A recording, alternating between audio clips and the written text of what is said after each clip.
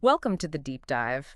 We've been looking through your materials on Turkish literature, and it's really fascinating stuff. It is, isn't it?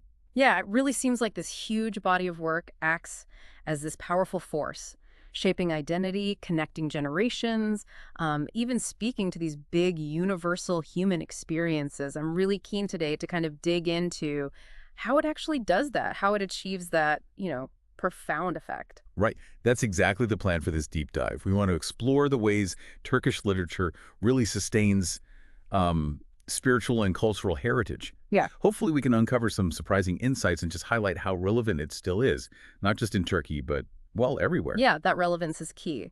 Let's start with the personal side. You mentioned how literary works can have this profound personal impact, sometimes even like changing how we see life entirely. Absolutely. And certain figures really embody that transformation. Yeah. Take Mevlana Saladin Rumi, for example.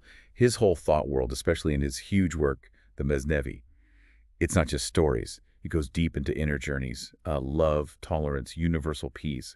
And that famous call he has, Alursun o Yengel, which means, come, whatever you are, come again. Mhm. It's such a powerful invitation. It genuinely can shift how you view life, how you view other people. It really fosters tolerance, understanding. For a lot of people, his words are like a life philosophy source, especially when things feel desperate. Rumi's impact sounds massive. But okay, maybe someone isn't drawn to that really deep philosophical level right away. Can, like, everyday novels or even short stories offer something similar? How does literature generally help us grow beyond these huge figures? That's a great point. Because if you think about it more broadly, just encountering different characters, different lifestyles and novels and stories, it forces you out of your own bubble, right? You're not just seeing different lives, you're kind of feeling what it's like to be them. Mm. And that's profound empathy training, really. Ah, right. So it's more emotional than just intellectual. Exactly. You might even uncover biases you didn't realize you had.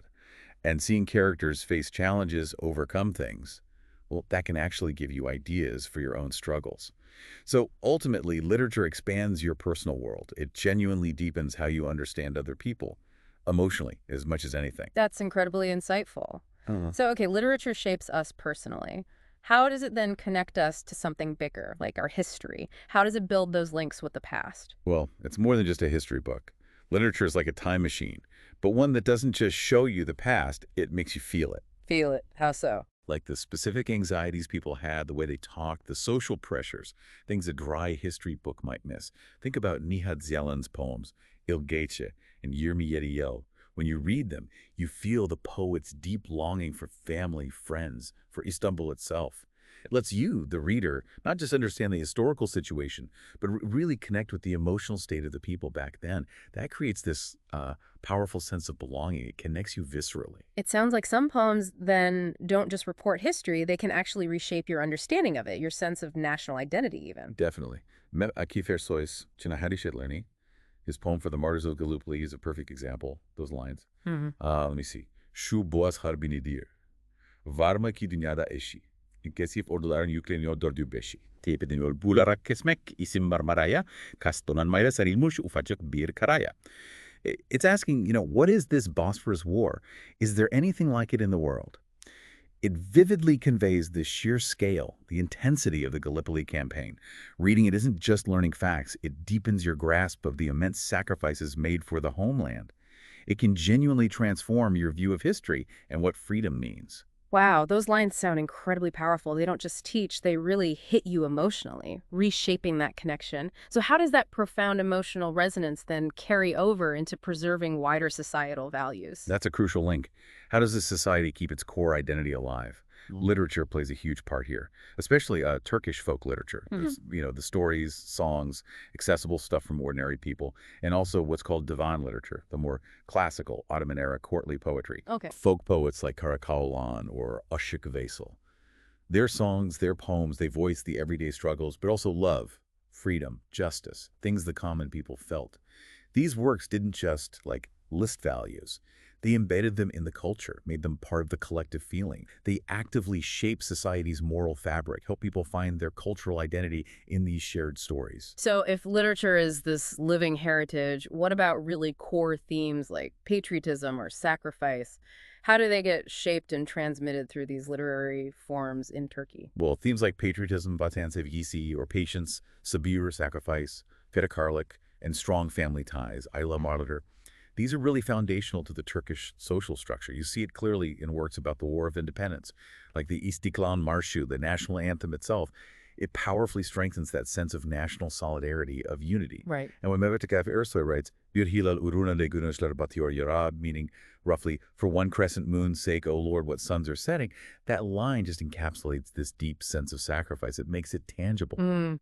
Tangible. Yeah. And beyond national themes, literature constantly highlights family values, too. Love, respect, sacrifice within the family, making sure these remain important, passed down. It's how abstract ideas become part of how people actually live and understand things.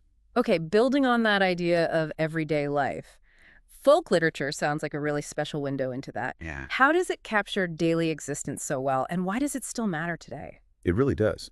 Folk literature uses simple, accessible forms, poems, songs, tales, proverbs that vividly reflect the daily life, the hardships, the hopes of ordinary people. Think of Ashik Veysel's line, Uzun inspir yoldayım, gidiyorum gündüz gece, which is, on a long, thin road, I walk day and night. Simple but evocative. Exactly. Yeah. It's simple. Yet it says so much about personal journeys, about that universal human search for meaning, perhaps. And these folk elements, they're still alive, especially in rural areas. They get passed down. Even in modern society, these folk poets, their works still resonate. They remind people of, well, what it means to be human. That connection to universal themes brings us to the bigger picture, the global stage. Given its deep cultural roots, how well does Turkish literature actually address universal values? Can it truly resonate worldwide? Oh, I think it's remarkably robust in that sense. Look at Nazım Hikmet's poetry. It tackles freedom, peace, human rights themes that obviously speak to people far beyond Turkey. Sure. Or consider Orhan Pamuk. His novels, like My Name is Red, Benim Adım Kırmızı, they dig into cultural differences, human nature, in ways that really connect universally, even with specific historical settings. So yes, despite its deep roots in Turkish history and culture, the literature carries significant universal value. It taps into those shared human experiences, love, loss, identity, all those big questions. It sounds like it definitely has that potential for a huge global presence then. So what is its current standing? Is it reaching its potential in terms of preserving cultural heritage on a world stage, or are there obstacles? That's the key question, isn't it? While it's vital for preserving Turkish cultural heritage internally, its global presence, well, it isn't as strong as it perhaps could be or should be. Why is that, do you think? There are likely several factors, maybe insufficient international promotion sometimes, but also critically language barriers, translating the nuances, the poetry, the cultural weight of Turkish. It's a huge challenge. I can imagine. However, Nobel laureates like Orhan Pamuk have made a massive difference. And the timeless messages, like Mevlana's Come, Whatever You Are, Come Again, those resonate globally and boost recognition significantly. The reality is these works hold an incredibly rich heritage. More strategic promotion, more high-quality translations, supporting international literary events, these things can really amplify its reach and help preserve cultural diversity worldwide. That makes perfect sense. So the final piece then. How effective are translations really at transmitting those deeper spiritual values across cultures, especially given the nuances and potential losses you mentioned? Yeah, translations are absolutely vital. They're the main tool we have for sharing a culture's spiritual depth globally. But you have to be realistic. Nuances of language, cultural context. Some things inevitably get, well, maybe not lost, but altered in translation. It's like trying to describe a color to someone who's never seen it. Right. Which is why translators need more than just language skills. They need deep cultural knowledge to bridge that gap effectively. Take Nazım Hikmet's poems again. They're widely translated, they impact people everywhere, but does every translation capture the full original depth, the subtle emotional texture?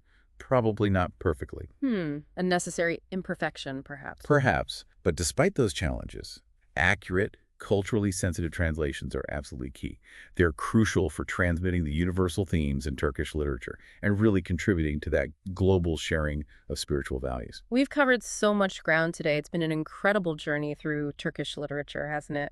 From its power for personal growth to connecting us with history and its place on the world stage. It really has. Yeah. And it just underscores that literature isn't just, a dusty collection of stories. It's alive. Yeah. It's a legacy that keeps shaping who we are, how we connect to our past, and importantly, to each other. Absolutely.